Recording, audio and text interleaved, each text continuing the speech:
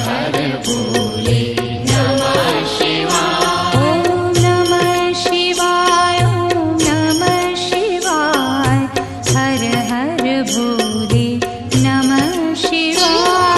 नमः शिवाय, ओम नमः शिवाय, हर हर भोले नमः शिवाय। रामेश्वराय।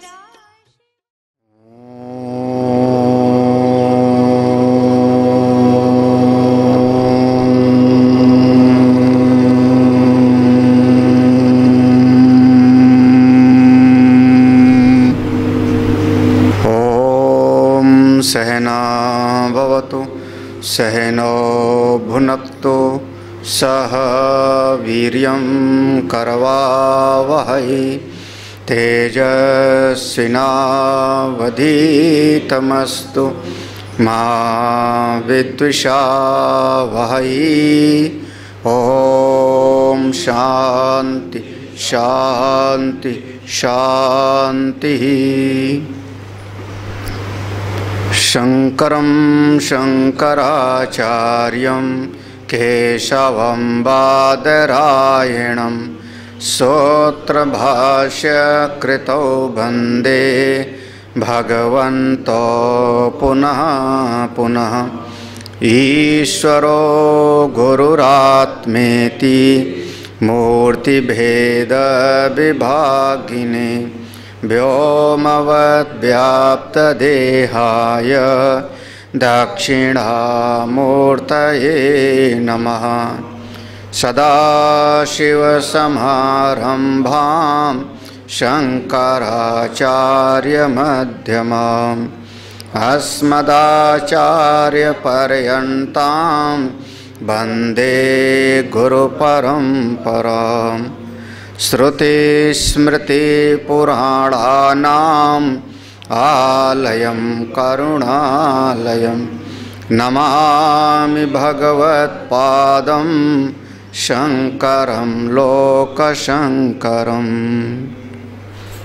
नारायणं पद्मभवं वसिष्ठं शक्तिं च तत्पौत्रपराशरं च व्यासं शुकं गौडपदं महान्तं गोविन्दयोगीन्द्रमथास्य शिष्यं श्रीशङ्कराचार्यमथास्य पदं च हस्तामलकं च शिष्यं तं त्रोटकं वार्तिककारमन्यान् अस्मद्गुरून् सन्ततमानतोऽस्मि।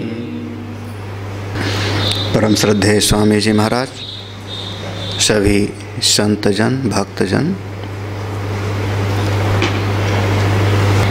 कुल 8 उपाय बताया है मन को शांत करने के लिए। योगश्चित्तवृत्ति निरोधः। हमारे मन की जो वृत्तियों का प्रवाह है वह शांत हो जाए, उसके लिए उपाय बताया है। पहला उपाय बताया था अभ्यास करते रहना चाहिए। जितना आप अभ्यास करते रहोगे उतना ही मन पक्का हो जाएगा। करत करत अभ्यास ते जड़मति होत। जिस चीज़ का अभ्यास करते रहोगे ना वो चीज़ आपके चित्त में धीरे धीरे बैठ जाती है। ऐसे सत्संग का भी अभ्यास है, साधन भजन का भी अभ्यास है। अभ्यास को नहीं छोड़ना चाहिए।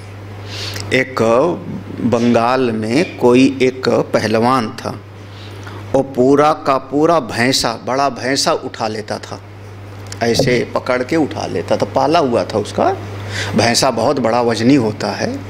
तो बाद में उससे पूछा कि आप इतना बड़ा भैंसा कैसे उठा लेते हो, जिसका वजन 200-300 किलो होगा।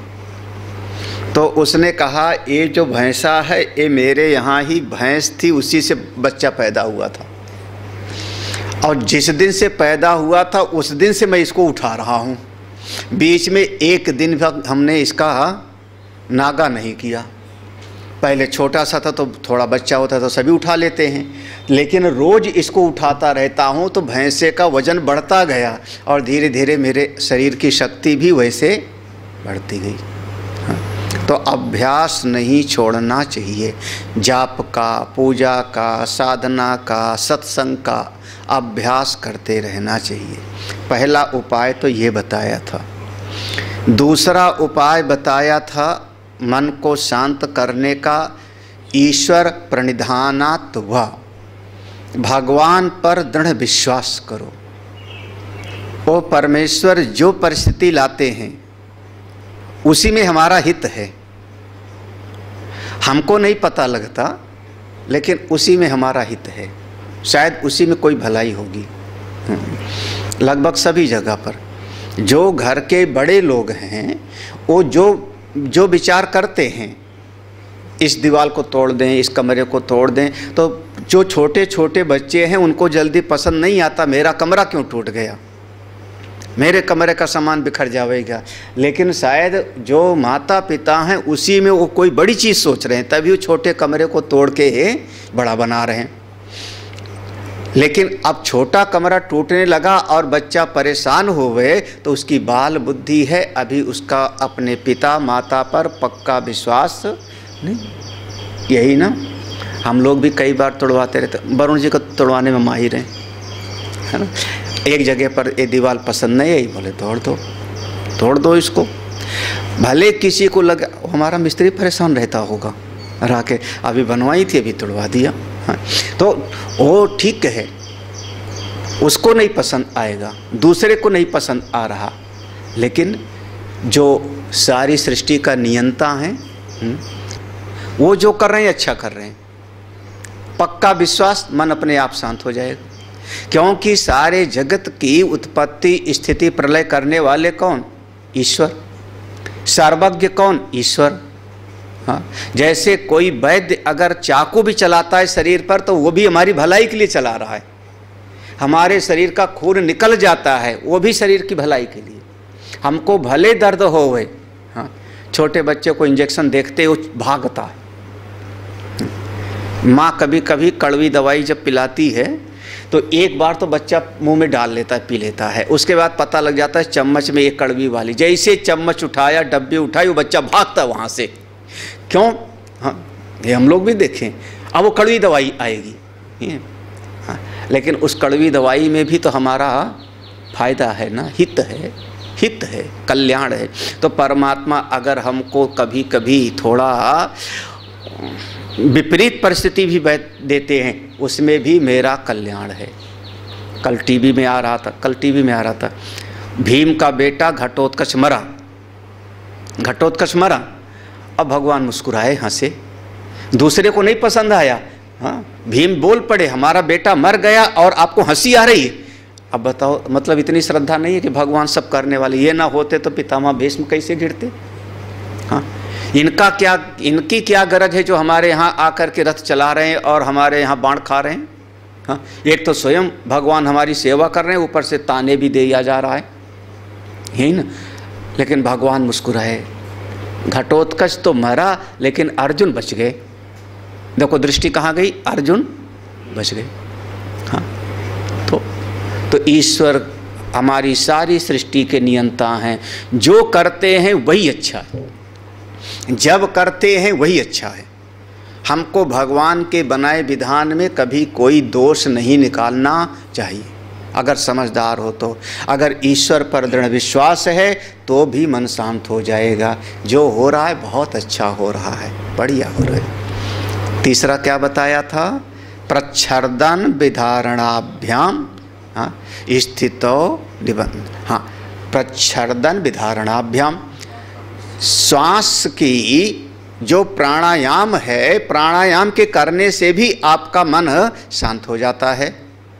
अगर आप सही तरीके से प्राणायाम करें, बाह्य कुंभक अंता कुंभक, तो उससे भी आपके मन की ही क्योंकि जब आपको गुस्सा होगा तो सांस तेज तेज चलेगी। अरे यहाँ तक कि जब आप बड़े दुखी होगे तब सांस अलग चलेगी। हाँ, जब आप बड़े सुख में होंगे तो श्वास की गति अलग हो जाएगी। सब समय पर श्वास की, जैसे कहते हैं आंसू, आंसू भी अलग अलग होते हैं। सुख के आंसू अलग, दुख के आंसू अलग। ये सुना है कि नहीं? हाँ हाँ, तो फिर तो ये हमारे जैसे एक एक चीज में फर्क है ना, तो हमारी श्वास में फर्क है। अगर हम श्वास शांत हैं, मन की श्वास की गति कम है तो मन भी शांत होता जाएगा। इसलिए ये भी एक तरीका है आपके मन के शांत करने का। और इस प्रकार से फिर कहा, आपके मन में अगर कभी भगवान का ध्यान आ जाता है, कोई बढ़िया चीज़ आपको याद आ गई, तो भी मन आपका शांत हो जाता है। ऐसे संसार से थोड़ा मन अनासक्त हो जाए, संसार से मन वैराग्यवान हो जाए, वीतरागवा विषयम, तब भी आपका मन शांत हो जाता है। जैसे जैसे कर सको, अंतिम बात यही कह दिया, जिसको जो अच्छा लगे वही कर लो, यथा अभिमतम। लेकिन मन आपका शांत होना चाहिए, मन शांत होना चाहिए। मन परेशान हुआ यानी अभी आपकी साधना में थोड़ी कमी। उसे कभी जो है कभी दुखी नहीं होना चाहिए। जो लोग जरा सी बात में हाय अब जीने का कोई फ़ायदा नहीं, अब तो मर जाएं सो ही अच्छा, अरे राम राम। हाँ हाँ हाँ, हाँ। रात में नींद ना आवे, क्या कहते, पहले कहते थे तारे गिन रहे हैं। क्यों गिन रहे हो? बोले मन अशांत है। मन क्यों अशांत है? क्योंकि आप कुछ चाहते थे, आप कुछ चाहते थे और मन के भीतर विचारों का एक प्रवाह चलना शुरू हो गया, वृत्तियों का प्रवाह, एक वृत्ति प्रवाह चल रहा है वेग में। जब वो ग्राफ वेग में चल रहा है तो आपको नींद कैसे आवे? साधना यही है कि आप बिल्कुल मन शांत होकर के चलें, यहाँ लहर न उठे। इसके लिए जो उपाय आपको अच्छा लगे वो उपाय करना चाहिए, यथा अभिमतम। और इस प्रकार से जब मन शांत हो जाता है तब आप समाधि में प्रवेश करते हो। तो दो प्रकार की समाधि का वर्णन किया, संप्रज्ञात और असंप्रज्ञात। उसी को कह दिया था सवितर्का और निर्वितर्का। हाँ, सवितर्का और निर्वितर्का। फिर 44वें सूत्र में कह दिया था, इसी को एतया ये, इसी को इसी तरीके से सविचारा व निर्विचारा। एक आपके पास मन है, उस मन की दो अवस्था है। जैसे एक बालक है, वो बच्चे की दो स्थिति है। एक तो है वो दौड़ता है, खेलता है, गिल्ली डंडा खेल रहा है, तेजी से भाग दौड़ कर रहा है। और दूसरी अवस्था है वो बच्चा बिल्कुल शांत होकर के आपकी गोद में बैठ गया। ये दोनों अवस्था, बच्चा सोया नहीं है, नींद में नहीं है, लेकिन एक अवस्था है जब उसके हाथ पांव सब चल रहे हैं, क्रियाशील है, और दूसरी अवस्था है जब वही बच्चा चुपचाप हो बैठ गया, शक्ति है। तो जब वो ऐसे मन रूपी, मन आपका बच्चा है समझो, मन में शक्ति बहुत है, ये मन जब क्रियाशील है और क्रियाशील होते होते होते होते भी आपका मन अपने अंतर जगत की तरफ आ गया, एक वृत्ति में आके टिक गया, मैं आत्मा हूँ, मैं ब्रह्म हूँ, तब समझना सविकल्प हो गया। और जब ये भी शांत हो गया तो उसी का नाम हो गया निर्विकल्प। इसी को सविचार और निर्विचार कहते हैं। हाँ, अब आगे जब ये निर्विचार की अवस्था में पहुँचे तो ये समझना, जैसे हमने कहा वो बच्चा है बिल्कुल शांत होकर बैठ गया, मन बिल्कुल शांत हो गया निर्विकल्प में। तो वहाँ पर वो जितने जो संस्कार थे अभी वो पूरी तरह से साफ नहीं हुए थे। क्या कहा था? स्मृति परिशुद्धो, स्मृति में उसका शोधन हो चुका था, शुद्धता हो चुकी थी, लेकिन निर्बीज नहीं हुआ था। इसलिए पहले निर्बीज शब्द नहीं आया था, अभी नहीं आया निर्बीज शब्द, निर्बीज नहीं हुआ था, अभी वहाँ पर संस्कार पड़ा हुआ है बिल्कुल। उसको आप लेशा विद्या, हाँ, संस्कार लेशम उसको कहते हैं। जैसे कि आपके एक दृष्टांत क्या देंगे, वो हींग का दृष्टांत दिया जाता है कि हींग डब्बी में रखा और निकाल लिया हींग, उसके बाद भी डब्बी में से हींग की गंध आती रहती। ऐसे अभी चित्त में संस्कार लेस हैं, पूरा संस्कार हैं। जब मौका पड़ेगा तो उभर आएंगे कभी न कभी, आपका ध्यान टूटेगा तो फिर उभर आवेगा। तो अभी आपको थोड़ा विचार करना पड़ेगा। ये सविकल्प और निर्विकल्प, निर्विकल्प की स्थिति में जब तक रहे तब तक रहे, बहुत बढ़िया। लेकिन जैसे निर्विकल्प अवस्था से फिर से उत्थान, इसको कहते हैं व्युत्थान दशा, समाधि दशा और व्युत्थान दशा। जब व्युत्थान दशा में आ गए तब बोले अब विचार करो, विचार करो। यहाँ दो अवस्था समझना, समाधि दशा, समाधि दशा में दो स्थिति ले आए, संप्रज्ञात असंप्रज्ञात, सवितर्क निर्वितर्क, सविचार और निर्विचार। ठीक है, सब उसी चीज़ का नाम दिया इस संप्रज्ञात और असंप्रज्ञात अवस्था में। तो ये अवस्था आपकी समाधि दशा की है। लेकिन जब उठ के आप व्यवहार करने लगे, एक महात्मा है भिक्षा मांगने के लिए चल पड़ा, दरवाजे पर गया, भिक्षाम देहि, वहाँ पर गया, गंगा जी के किनारे गया, स्नान करना है, संध्या बंदन करना है सुखदेव भगवान का। तो जब उठ के व्यवहार करने लगे तो उसका हम नाम देते हैं व्युत्थान दशा। तो जब वो अपने स्वरूप में बैठे, तो जब स्वरूप में बैठे तो दो स्थिति हो रही, सविचार और निर्विचार, संप्रज्ञात और असंप्रज्ञात। लेकिन उस समाधि दशा में जब व्यवहार करने लगे तो उसको हम कहते हैं व्युत्थान दशा। अपने स्वरूप से उठ गए, बहिर्मुखी हुए थोड़ा। अब ऊपर उठ करके भिक्षाम देहि भवती, हे देवी भिक्षा दीजिए, या कहीं पर शास्त्र की रचना करने लगे, या किसी को उपदेश देना है, या कहीं पर शास्त्रार्थ ही करना है जा करके, ये व्युत्थान दशा में होगा। तो जब व्युत्थान दशा में होगा तो ये जगत के प्रति थोड़ा बहुत आपकी सत्यता बुद्धि रह जाएगी।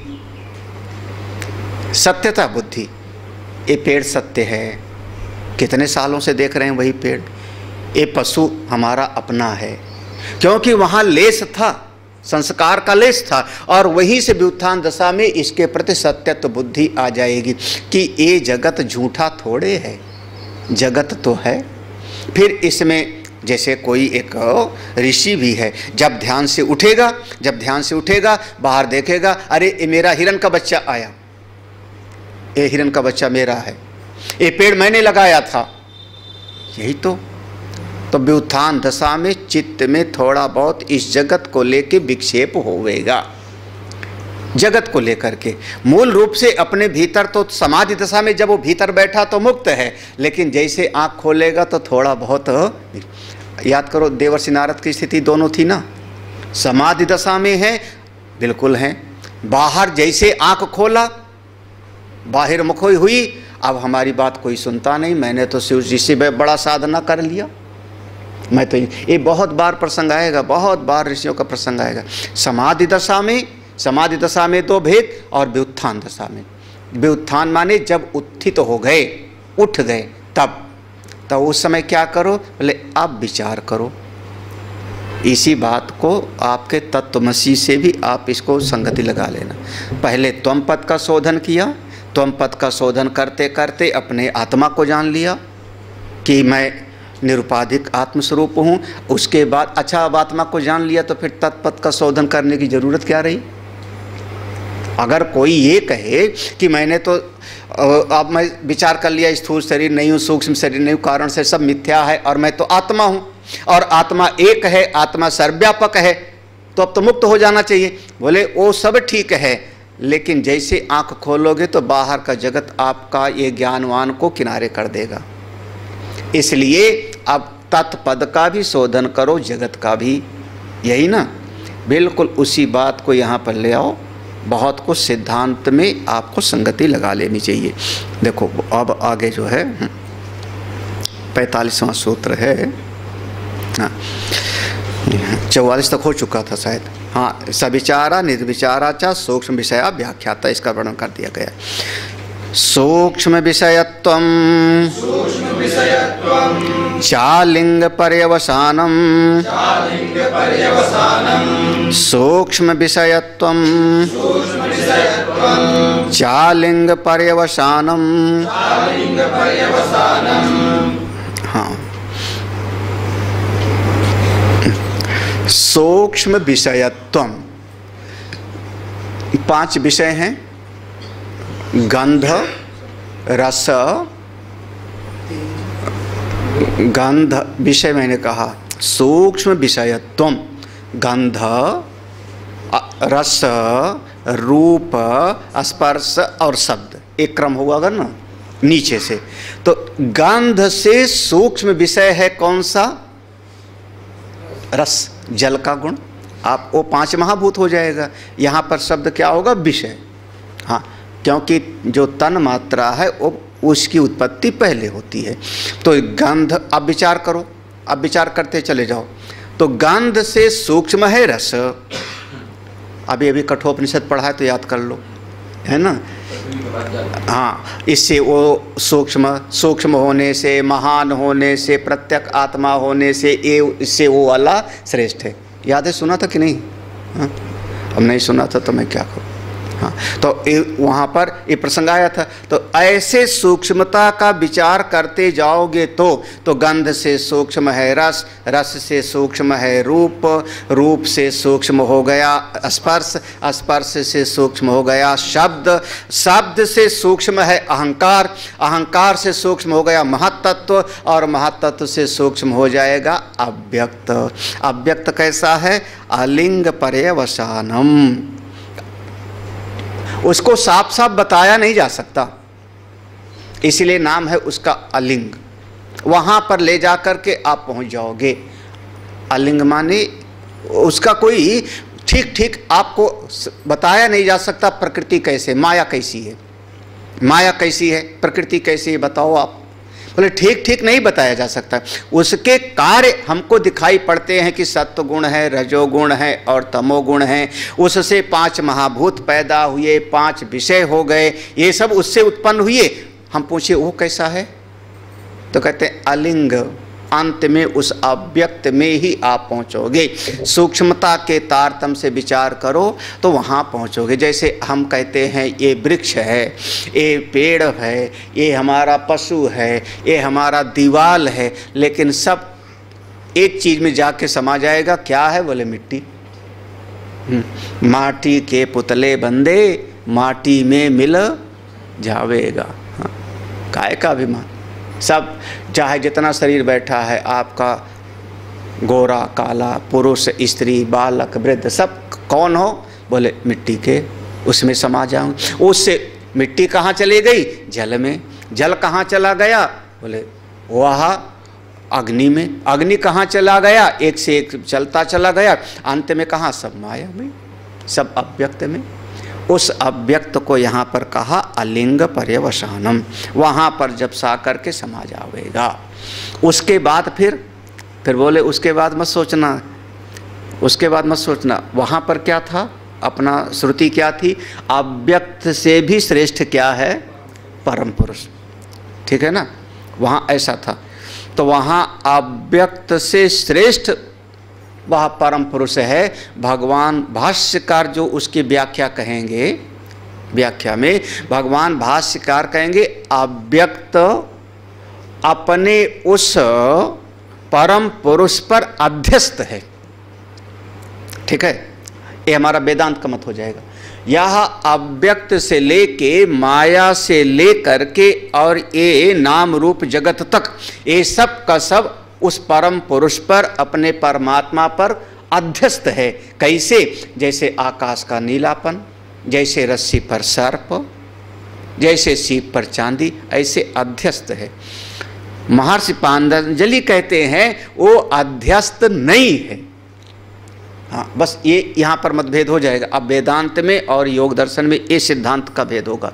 ये अध्यस्त नहीं है, बल्कि ये सूक्ष्मता के तारतम्य से ये अव्यक्त तक, अलिंग तक आप पहुँच जाते हो कि सारी ये प्रकृति है, ये सब का सब प्रधान है। अव्यक्त से सब पैदा हुआ, अव्यक्त में जा कर के समा जाता है। मैं परम पुरुष इससे बिल्कुल अलग, बस ये दृष्टि होगी, अलग हूँ। लेकिन यहाँ आश्रय आश्रित का भाव नहीं है, यहाँ अधिष्ठान और अध्यस्त का भाव नहीं है, यहाँ आधार और आधे का भाव नहीं है। क्योंकि अब इनके मत में क्या होगा कि ये दोनों अनादि हैं। अनादि है और स्वतंत्र सत्ता है। तो यहाँ अधिष्ठान अध्यस्त, आश्रय आश्रित और आधार आधे का संबंध नहीं होगा। हाँ, तो योग दर्शन अद्वैत का कहाँ है? योग दर्शन अद्वैत को मानता कहाँ है? हाँ, ये तो हमारा द्वैत का ही है, प्रधान है और पुरुष है, बिल्कुल। हाँ, तो अभी दर्शन पढ़ रहे हो, इसलिए सब दर्शन को समझना चाहिए। दर्शन के सिद्धांत को समझो, कैसे कैसे सिद्धांत हैं इनका। बिल्कुल, ये तो अद्वैत कहाँ कह रहे हैं? ये कहाँ कह रहे हैं अद्वैत है? ये तो कहते हैं हाँ, ये जो प्रकृति है अलग है, पुरुष अलग है, बिल्कुल, दोनों की अलग सत्ता है, दोनों की अलग सत्ता है। हाँ, इसमें नाम रूप बनते चले गए, आकार बनते चले गए प्रकृति में। इस प्रकृति के साथ ये पुरुष बना लिया तादात में, ममता बना लिया, और तब से रोगी हो गया, सुखी दुखी हो गया। इतने तो है ना। हाँ, ये प्रकृति के जो नाम रूप बनते गए, इसके साथ इसकी आसक्ति होती चली गई, ये मेरा है, ये मेरा है, ये मेरा है, और इसके बाद ये जीव दुखी हो गया। इस प्रकृति के साथ जो संबंध बन गया उसको अलग कर लो बस। हाँ, अलग कर लो। हाँ, किसी के घर में हम जा कर के रहें, किसी के घर में जाके रहें, हमको उसने अपने घर पे रख लिया, स्वामी जी आइए यहाँ रहिए, सत्संग सुनाइए। 2 दिन, 4 दिन, 10 दिन, 1 महीना रहते रहते घर में हो जाए, तो धीरे धीरे जिस कमरे में हम रहते हैं उससे ममता हो जाएगी कि नहीं? हाँ, एक कमरा मेरा, उस कमरे में अगर कोई कुर्सी मेज रखी है तो वो हमको आंख बंद रहेगी तब भी पता लगेगा यहाँ मेज है, यहाँ कुर्सी है। हाँ, जिस कुर्सी पर मैं बैठता हूँ, अब जिसके घर पे हूँ मेहमान, कुर्सी उसकी दी हुई, कुर्सी उसकी दी हुई, हाँ, कमरा भी उसका दिया हुआ, लेकिन जिस कुर्सी पर मैं बैठता हूँ, मैं गया था कहीं पर वो बाहर हवा खाने, और मैं आऊँ तो देखूँ तो कि वो घर का कोई एक बच्चा आकर के, बड़ा कोई लड़का जो नई ज़माने का पढ़ा लिखा है, आकर के उसी कुर्सी पे बैठा है जिस पर मैं 7 दिन से बैठता था। चित्त कैसा होगा मेरा? हमारे आसन पे आके बैठ गए, अकल नहीं है धेले भर की। हाँ, नरक में जाओगे। महात्मा लोग तो सीधे नरक ही भेजते हैं। महात्मा हम लोगों का बढ़िया यही है कि नरक में जाओगे पापी आदमी। हाँ, हमारी कुर्सी पे बैठ गए। अब वो कहे कमरा भी मेरी, कुर्सी भी मेरी, यही ना? वो कहता है कमरा भी मेरा, कुर्सी भी मेरी, घर भी मेरा। आपने इसके साथ जो तादात्म्य बना लिया कि ये कुर्सी मेरी, आपके दुख का कारण कौन है? ये आपका अपनापन बनाना है। महाराज उठाओ झोला, यहाँ से चलो। और जैसे हमने वहाँ से अपना झोला उठाए तो न कमरा मेरा, न कुर्सी मेरी, अब आप मस्त हो गए। हाँ, समझना, वो धीरे ऐसे एक प्रकृति के साथ में। अब क्या हुआ, हम तो 1 हफ्ते घर में रहे तो कुर्सी के साथ अपनापन हो गया, बिस्तर के साथ अपनापन हो गया। 1 हफ्ते रहे ना, आप तो कितने साल से इस शरीर में रहे हो। ये शरीर दूसरे का दिया हुआ है, जैसे घर हमको किसी दूसरे ने दिया रहने को। ये शरीर दूसरे का दिया हुआ है, कुर्सी शरीर दूसरे का दिया हुआ है ना, किसका? प्रकृति का, वही माया का, 3 गुणों का दिया हुआ है। और आप आए, इसमें आके बैठ गए आसन लगा के। एक दिन मैं हूँ भीतर, अब आसन लगा के बैठ गए तो इतना इससे आसक्ति हो गई, हाय हाय हाय हाय, ये मेरा शरीर, ये मेरा, जबकि सबका जाता है। हाँ, इसके कारण फिर ये शरीर को जो फूल माला पहनाएगा वो बहुत अच्छा, शरीर को जो गाली देगा वो बहुत बुरा, बस लड़ाई झगड़ा शुरू। क्यों? क्योंकि आपने इसके साथ बना लिया तादात्म्य। इस तादात्म्य को तोड़ लो, इसी का नाम साधना है। ये अपनी जगह रहे, आप अपनी जगह रहे। हम ये नहीं कह रहे हैं कि ये जो है झूठा है, अपनी जगह रहने दो। इसीलिए जो है लगभग ये लोग जो है त्रैतवाद में चले जाते हैं। देखना, यहाँ पर त्रैतवाद हो जाएगा। सांख्य दर्शन में 2 सत्ता मानेंगे, पुरुष और प्रकृति को। योग दर्शन ने ईश्वर को साधन के रूप में स्वीकार कर लिया ना, ईश्वर को साधन के रूप में स्वीकार कर लिया। तो जीव अलग, प्रकृति अलग और ईश्वर दोनों का नियंता अलग। ऐसे कहा था, तत्र निरतिशयम सर्वज्ञ बीजम, ऐसे कहा था ना, वो निरतिशय सर्वज्ञता का बीज। तो ईश्वर की सत्ता को मान लिया, तो त्रैतवाद में आ रहा है, वो त्रैतवादों में चले जाते हैं। तो ऐसे बहुत सारा, अब यहाँ द्वैत नहीं है, तो यहाँ पर अब इनके मत को आप कैसे निराकरण कर सकते हो, आपको विचार करना पड़ेगा। यही शास्त्रार्थ है। ये सब जो है भगवान भाष्यकार यही करते थे, इसीलिए शास्त्रार्थ होता था। आपका मत गलत है, क्यों गलत है आप बताओ, तर्क दो, इनका अपना तर्क है। तो यहाँ पर इतना ही समझिए बस यहाँ पर कि अगर सूक्ष्मता के तारतम्य से विचार करोगे तो अव्यक्त तक चले जाओगे। तो वह जो अव्यक्त है उसी से ये नाम रूप जगत व्यक्त होता है और उसी में जा कर के झलकता है। गीता में जगह जगह पर आपको इसका जो है प्रमाण निकाल लो। हाँ, क्या है? अव्यक्तात् प्रभवा सर्वे, हाँ, अव्यक्तादीनि भूतानि व्यक्त मध्यानि भारत, अव्यक्तानि तान्येव। कहाँ से पैदा हुए? बोले अव्यक्त से। सब कहाँ चले जाएंगे? सब अव्यक्त में। ले लो प्रमाण, आपको चाहिए प्रमाण तो बिल्कुल आपको जगह जगह मिल जाएगा। पुरुष प्रकृति, ये उनका बहुत मूल वाक्य है, पुरुष और प्रकृति दोनों अलग। पुरुषः प्रकृति स्थो ही भुंगते प्रकृति जान, है ना। फिर प्रकृतिम पुरुषम चैव विध्यनादि उभ, ये सिद्धांत है, ये सिद्धांत है। और पुरुष प्रकृति में स्थित होकर के सुखी दुखी होता है, ये बंधन का स्वरूप है वहाँ पर। हाँ, ये दर्शन वहाँ पर आ जाएगा। ये लोग उसको प्रमाण रूप में ले आएंगे। लो, इस वृत्ति प्रमाण है, मैं देता हूँ। अब कैसे आप उसका निराश कर सकते हो? वो हाँ बिल्कुल, दोनों साफ साफ वर्णन है ना। हाँ, इस समय मैं योग दर्शन वाला पढ़ा रहा हूँ, इस समय वेदांत अब किनारे रखो। हाँ, वो बिल्कुल आपका गीता जी प्रमाणित कर रहे हैं कि नहीं? हाँ, प्रकृतिम पुरुषम चैव विद्धि अनादि उभव अपि, दोनों को अनादि समझ, ये सिद्धांत हो गया। बंधन क्या हो गया? बोले पुरुष प्रकृति में स्थित हो गया, बस। जब फिर वहाँ भोग करने लगता है, सुखी दुखी होने लगता है। इसीलिए ज़्यादातर महापुरुष लोग जो है दूसरे दर्शन को पढ़ाते नहीं, कहते मन में जो है फिर वो भेद बुद्धि पैदा हो जाएगी। हाँ, इतने पढ़ दो, बहुत है। हाँ, इतने ठीक है। अगला सूत्र, तायेव सबीजा समाधि, तायेव सबीजा समाधि। देखो, अब उस अवस्था में पहुंच गए। हाँ, जब उस अवस्था में पहुंच गए, कौन सा? अव्यक्त की अवस्था में। तो सारे अब यहाँ पर ध्यान देना, यहाँ पर स्थिति क्या कह रहे हैं, कहना क्या चाह रहे हैं? ता ये सबीजा समाधि, कि अब आपने अपने मन का चिंतन करते करते, साधना करते करते मन को ले गए आप निर्विचार अवस्था में। हाँ, ठीक है, सावितर्क और निर्वित। तो आपने अपनी अवस्था में तो समाधि लगा लिया, जब समाधि दशा में हो गए।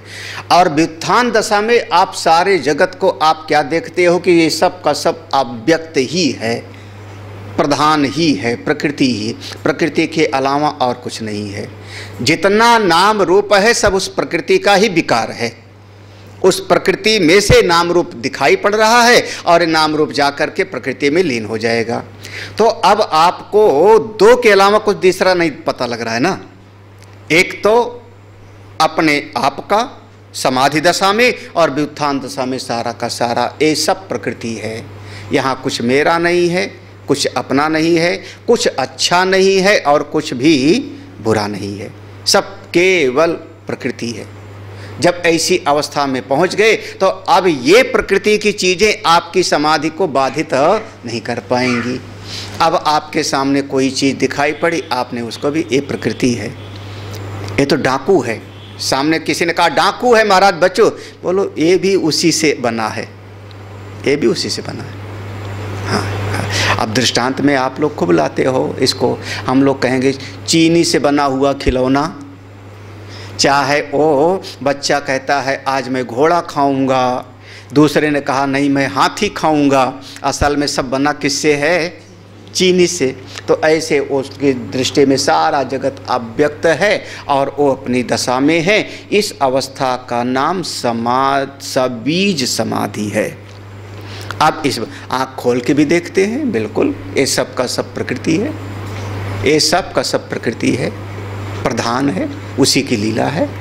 ये प्रकृति डांस कर रही है, आप इसको देखो, एक एक पत्ते को देख करके आप अपने स्वरूप पे रहो।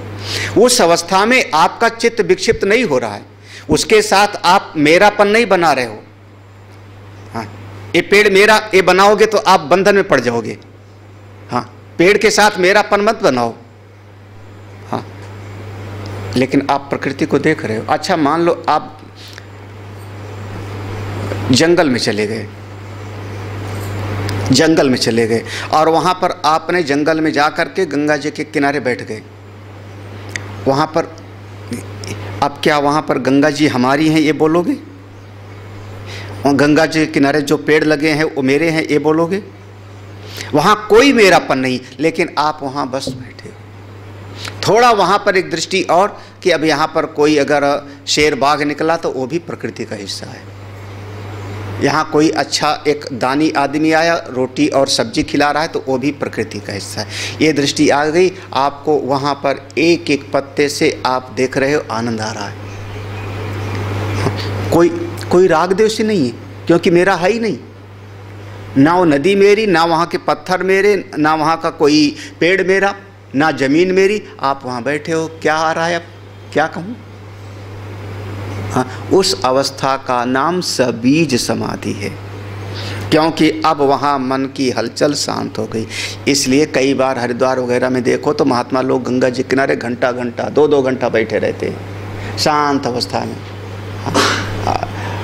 बिल्कुल, जैसे नर्मदा जी की परिक्रमा होती है, संत लोग परिक्रमा करते हैं नर्मदा जी की। परिक्रमा करते समय जहाँ भी गए नर्मदा जी के किनारे, तो नर्मदा जी कोई मेरी थोड़े हैं। हाँ, वहाँ के जिस पत्थर पे आसन लगा के बैठ गए वो पत्थर मेरा थोड़े है, पेड़ पौधे मेरे थोड़े हैं। बस वो झोला और कमंडल से जो ममता है वही बांधता है। हाँ, झोले में जो घड़ी होगी, पैसा होगा, मोबाइल होगा, उसके साथ तो अपनापन होगा ना, वो बांधेगा। वो समस्या है। नहीं तो अगर कुछ नहीं है, बिल्कुल फक्कड़ महात्मा हो, तो आप प्रकृति के साथ आनंद में हो। जब समाधि दशा में गए तो अपने स्वरूप में, बाहर की दशा में आए तो सब का सब प्रकृति का एक रस ले रहे हो। इसीलिए लगभग संत लोगों को देखो एक काव्य होता है। हमारी जो जैसे सारी वेद की ऋचाएँ काव्य हैं, काव्य हैं, पाद्य में हैं। हाँ, गद्य में ज़्यादा नहीं है, गद्य में ज़्यादा नहीं, पद्य में ज़्यादा है। आप उसको छंदबद्ध कहते हो ना, छंद में है ना, छंद माने पद्य। काव्य है, कविता है, उसके एक एक पंक्ति का अर्थ समझना आसान नहीं। जैसे एक कोई कवि है, देखता है तो कविता लिखता है। हाँ, ऋषि का गायन करता है। हाँ, शाम है, हाँ ये उद्गाता है, शाम गायन कर रहा है। ये प्रकृति ऐसी कर रही, प्रकृति ऐसे चल रहा है। ये बहुत एक स्थिति, इस अवस्था का नाम समाधि दशा तो हो गई। बस इतना है कि सबीज अवस्था में है। अभी बीज सबके सब भीतर हैं, बैठा है। अभी पूरे बीज खत्म नहीं हुए हैं। कभी न कभी कोई ऐसी समस्या होगी तो उसमें से फिर निकल आवेगा। कैसे? जैसे गहरी नींद में आप सो गए, शांत तो मन हो गया, लेकिन अभी ही मुक्ति नहीं है। जैसे जगोगे फिर मेरापन उठ जाएगा और फिर वही लड़ाई झगड़ा शुरू हो जाता है। ता ये सबीज समाधि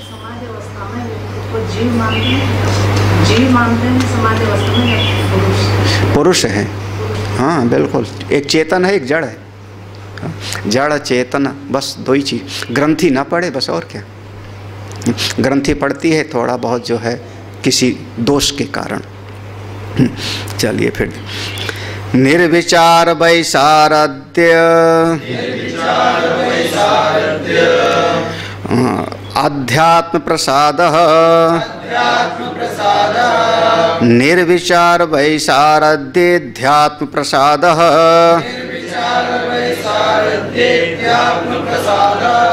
अब ऐसा चिंतन करते करते, विचार करते करते, दोनों दृष्टि, समाधि दशा में भी उत्थान दशा में स्थिति हुई कि अब आपकी स्थिति बिल्कुल शांत हो गया। अब मन है और मन में कोई विचार नहीं चलता।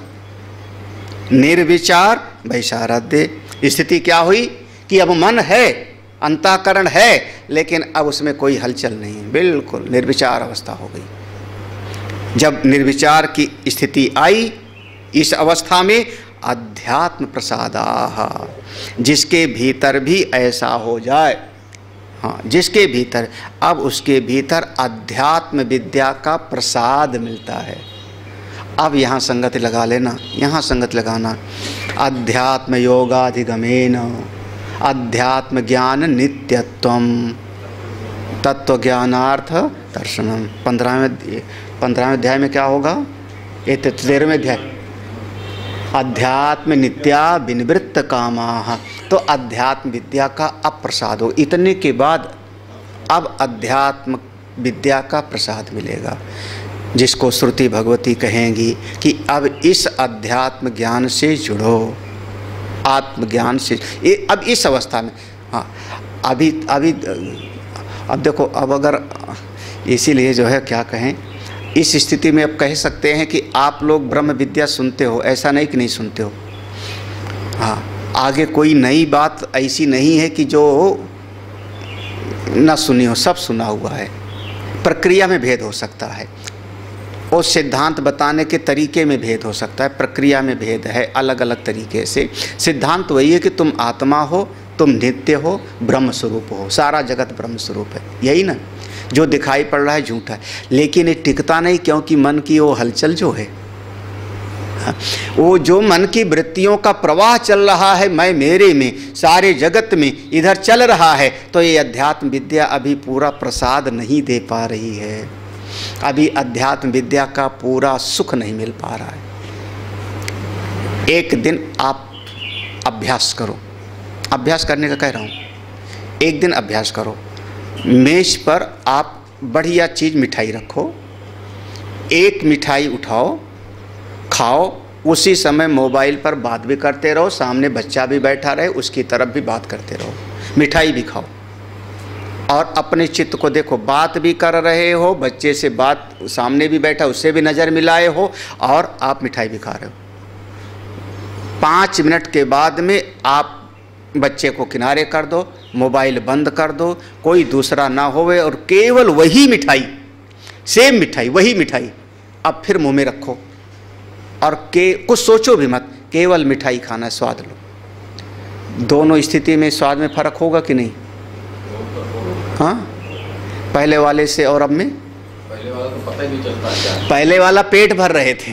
हाँ, पहले वाला जब बात भी कर रहे थे तो पेट भर गया, लेकिन उसका उतना स्वाद नहीं मिला, क्योंकि आपकी चित्त वृत्ति में प्रवाह था, आपका मन चारों तरफ चल रहा था। दूसरी अवस्था में जब मन नहीं चल रहा था, तो वही वस्तु अब आपको कितना तो आज जो ये अध्यात्म विद्या सत्संग सुनते हो, वो वाला ज्ञान हो गया, जब आप मिठाई तो खा रहे हो, लेकिन मोबाइल पर बात भी कर रहे हो, दूसरे से नज़र भी मिला रहे हो, तीसरे से इशारे से भी कभी चुप रहो, अभी बात कर रहे हैं, हाँ, और मिठाई भी खा रहे हो, तो उतना स्वाद फिर नहीं आता, है ना। समझ में आया दृष्टांत कि नहीं? दृष्टांत ऐसे लाना पड़ता है, ढूंढ ढूंढ करके, हाँ, है ना।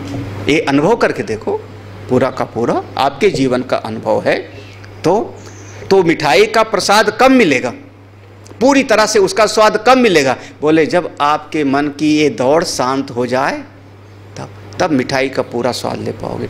ऐसे अध्यात्म प्रसादः, यह जो अध्यात्म तत्व का प्रसाद है, ये कब? बोले निर्विचार वैशारद, जब आप निर्विचार की अवस्था में जाओगे, तब यह ज्ञान आपके भीतर टिक जाता है। उसके बाद क्या होगा? कहते ऋतम भरा तत्र प्रज्ञा, हाँ, ये नाम आ गया ऋतम भरा जी का। ऋतम भरा तत्र प्रज्ञा, ऋतम भरा तत्र प्रज्ञा, उस समय आपकी प्रज्ञा ऋतम भरा हो जाएगी। ऋत माने सत्य, ऋत माने सत्य कहते हैं। यहाँ तत्र माने जो साधक है, वह साधक का, उस साधक के भीतर प्रज्ञा माने जो बुद्धि है, जो ज्ञान है, उसका कैसा हो जाएगा? सत्य का पेट भरने वाली हो जाएगी। ऋतम भरा, ऋतम भरा माने सत्य की अनुमोदनी हो जाएगी, सत्य के साथ जुड़ के हो जाएगी आपकी प्रज्ञा। अभी हमारी जो प्रज्ञा है असत असत वस्तुओं को प्रमाणित कर लेती है। जो चीज़ें झूठी हैं उसको जा कर के अरे कुछ भी हो ये चीज़ मेरी तो है, कुछ भी हो ये मेरा अपना तो है। अभी आपकी प्रज्ञा असत में जाती है, अब आपकी जो प्रज्ञा है वो सत्य के साथ जुड़ जाएगी। ऋतम भरा तत्र प्रज्ञा, ऋतम भरा माने सत्य का बोध कराने वाली, सत्य का पोषक, सत्य का पेट भरने वाली, सत्य के साथ जोड़ने वाली आपकी प्रज्ञा हो जाएगी। उस अवस्था में यही अध्यात्म का प्रसाद है। गीता जी से संगति लगाओ। प्रसादे सर्व दुखानां हानिरस्योपजायते प्रसन्न चेतसो यासु बुद्धि। ये अध्यात्म का प्रसाद हुआ, ये अध्यात्म प्रसाद हुआ। ये प्रसाद कब मिलेगा? इसके पहले वाला श्लोक कोई बता सकता है? प्रसादे सर्व दुखानां के पहले ये प्रसाद किसको मिलेगा? इसके पहले उसका वर्णन किया गया है। हाँ, नहीं याद आएगा ना? हाँ, मौके पर नहीं याद आता। हाँ, इसके पूर्व में इसके पहले वाला श्लोक देखना। इसके पहले वाले प्रसादम अधिगच्छति, जिसका चित्त ऐसा होगा उसको प्रसाद मिलेगा, जिसका मन ऐसा होगा। हाँ,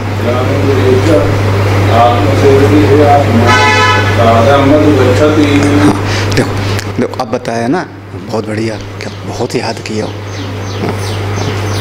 बस यही है कि घर परिवार में फंसे हो, निकलो वहाँ से। हम बुद्धि इतनी अच्छी है उसको कहाँ लगा देते? ऋतम भरा प्रज्ञा ले आओ। राग द्वेष वियोक्तैस्तु विषयानिन्द्रियैश्चरन् आत्मवश्यैर्विधेयात्मा प्रसादम् अधिगच्छति प्रसादे सर्वदुःखानां हानिरस्योपजायते प्रसन्नचेतसो यासु। अब देख लो, ये है अध्यात्म विद्या का प्रसाद, जो कह दिया कि जब निर्विचार की अवस्था, वहाँ राग द्वेष वियुक्तैस्तु, देख लो राग द्वेष नहीं तो मन का भटकना खत्म। हाँ, फिर इंद्रियां देख रहे हैं, कुछ भी व्युत्थान दशा हो चाहे समाधि दशा हो, विषयान इंद्रियैश्चरन् आत्मवश्यैर, अपने भीतर उसका वश है, तब प्रसाद मिलता है। उस प्रसाद से क्या? सर्व दुःखानां हानि, समस्त दुखों की हानि। हाँ, उसकी बुद्धि शांत हो जाती। वो ऋतंभरा को सत्य की अनुगामिनी, सत्य को धारण करने वाली वो ऋतंभरा प्रज्ञा, ऋतंभरा वो प्रज्ञा प्राप्त हो जाती है। ये ऋतंभरा क्या चीज़ है जी? हमने तो इतना कह दिया सत्य को धारण करने वाली ना।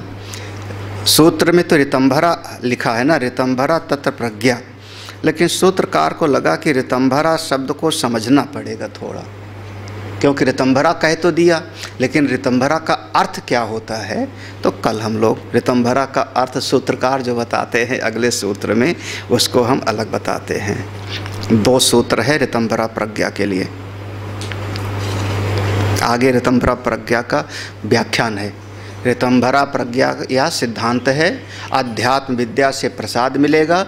ऋतंभरा प्रज्ञा क्या चीज़ है वो 2 सूत्र में उसका जो है उसकी परिभाषा करते हैं, हम लोग कल सवेरे सुनते हैं।